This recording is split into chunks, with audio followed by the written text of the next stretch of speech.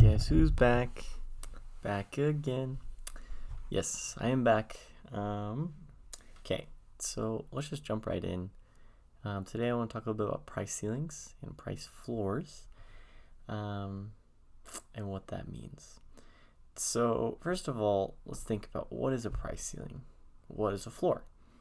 Okay, so obviously before we get to this question, let's go down here. I know you missed my artwork, so let's say we have pen's not working. Here we go.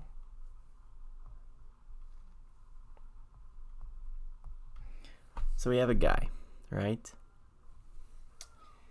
And he's got a little apple right here.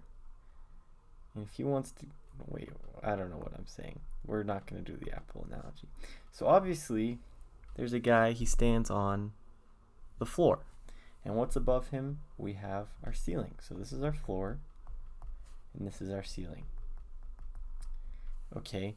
Now, what does it mean if it's a binding price ceiling or a binding price floor versus a non-binding? So let's say, back to the apple analogy, or let's say that there's an apple on a tree. I don't know why. I'm just gonna just go with it, okay? So if he wants this apple, he can get this apple because their ceiling's not blocking him from getting that apple. And so he could reach up and grab the apple right there. Now, let's say instead the apple was right here. So if he reaches up to get the apple, he gets blocked by the ceiling. So this is an example of a binding price ceiling. He can't reach the apple, and apple in this case is equilibrium. We can't reach equilibrium because there's a ceiling. And the same thing would happen here if there was an apple right here. So if the apple is above the floor, great. He can reach the apple. He doesn't really concern himself with the floor. It doesn't affect the market. But if it's below the floor, then obviously it's binding. Okay, now we're going to apply this and make sure we know what that means. I know, so good. That's exactly what you guys are looking for. Start off the video. Okay, so if a price ceiling of $100 is imposed on this market, the market will. So first off, where is equilibrium? Equilibrium is where supply and demand meet. Okay, so it'll be right there. Move the mic a little bit. Okay, so there is equilibrium. And this looks like it's at about 175. Now, at equilibrium, where's consumer surplus, where's producer surplus? Consumer surplus is everything below the demand curve and above the equilibrium. So this is your consumer surplus, and then this is your producer surplus. Okay, now, great. Now there was a binding price, well, sorry, we don't know if it's binding, it just says there's a price ceiling of $100 is imposed on the market. So $100, there's that price ceiling. So, like I said, if we draw our guy here, the first thing, anytime you have a price ceiling or a price floor, you always want to check if it's binding or non-binding, unless it clarifies it. It says it is. If it doesn't say, you need to check, because if you don't check, you're going to get the question wrong.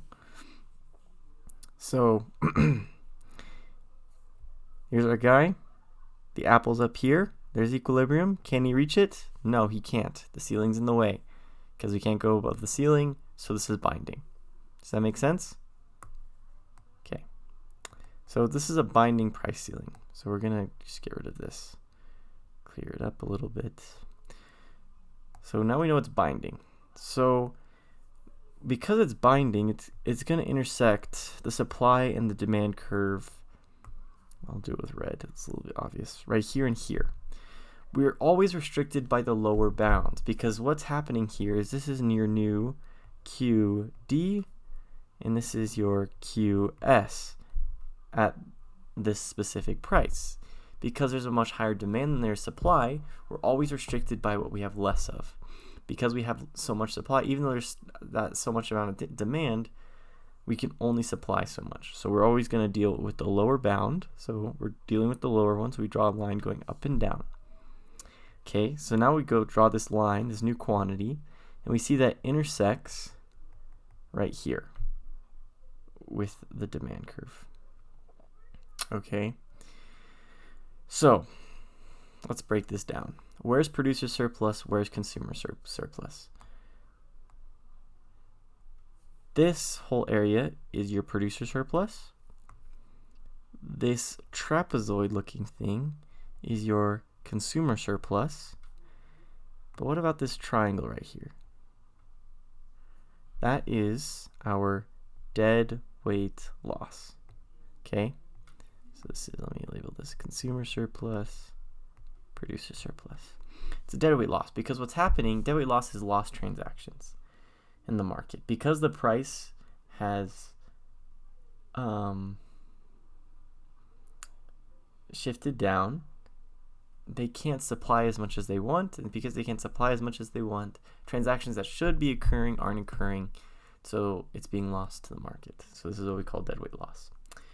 Okay, so a good question about this, we could ask, calculate the consumer surplus, calculate the producer surplus, calculate the dead weight loss. In this case, you're just finding the area of each area. Area of each area. Area of each quadrant, you could say. Okay, does that make sense? Now we'll do a price floor in a second here. But what if this question said, instead of a price ceiling, what if I just edited this question and this said a price floor, and it asked what's the consumer surplus? It's still at $100, so we draw it. So if it's a price floor, we draw our guy on top of it. Can he equilibrium's the apple? Can he reach the apple? Yes, he can. Is it binding? No, because he can reach the apple. So it's a non-binding price floor. So what does that mean? So if we're supposed to find consumer surplus, guess what? Consumer surplus hasn't changed. It's still right there. So this is why we always need to check if it's binding or non-binding first, because if it's non-binding, then you have to calculate the initial consumer surplus or the initial producer surplus, and there's no dead weight loss. That's a commonly missed question. Okay, now let's say instead of a price, it's a price floor, and we'll say it's $200. Let's see if I can speed through this. I'm running out of time. So we draw the floor right here. We're always the two new quantities. We're restricted by the lower bound. Okay, so now this becomes our consumer surplus. This trapezoid becomes our producer surplus. And then this triangle is our dead weight loss. Okay, hopefully this makes sense, helps you out a little bit. As always, let me know if you have any questions. Adam out.